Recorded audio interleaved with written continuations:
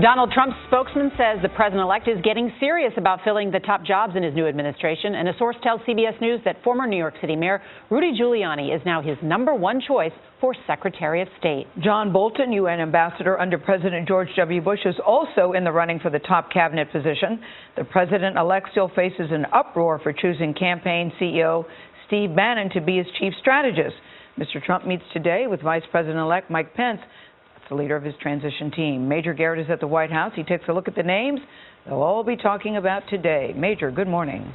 Good morning. President-elect Donald Trump values loyalty above any and all considerations, and he's about to make announcements for Treasury Secretary and Secretary of State. The nominations for those and the top contenders, longer on loyalty than experience.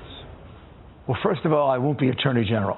Thought to be a front-runner for Attorney General, former New York City Mayor Rudy Giuliani is now seen to be President-elect Donald Trump's top pick for Secretary of State.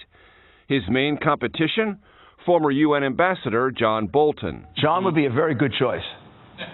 Is there anybody better? Maybe me, I don't know. Giuliani, a Trump loyalist and former U.S. attorney, has limited foreign policy experience. Bolton, a hard-right hawk on defense, has advised several Republican administrations. Bolton wrote last year the only way to stop Iran's nuclear program was to bomb Iran. Just a lot of hard work going on upstairs. Campaign Finance Chairman Steve Mnuchin visited Trump Tower yesterday and has been recommended as Treasury Secretary. A former Goldman Sachs partner, movie producer, and Democratic fundraiser, Mnuchin is favored by Mr. Trump's top campaign officials. I think it's about making America great again. Mnuchin said this when asked by Charlie Rose earlier this year if he would be Treasury Secretary. I'd be honored to serve this country and serve Donald Trump in any role that he wants me in. President Obama, who knows plenty about White House power and personnel, would not echo criticism of Steve Bannon's appointment as a top White House aide. Bannon stands accused of being anti-Semitic with ties to white nationalism.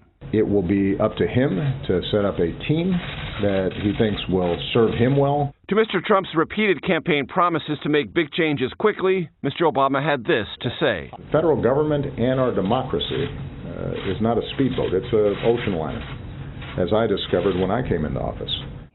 The president-elect has already taken calls from several heads of state, among them Russian President Vladimir Putin. During that call, the president-elect said he hoped to forge a strong relationship with the Russian government and its people. Anthony? Major thanks.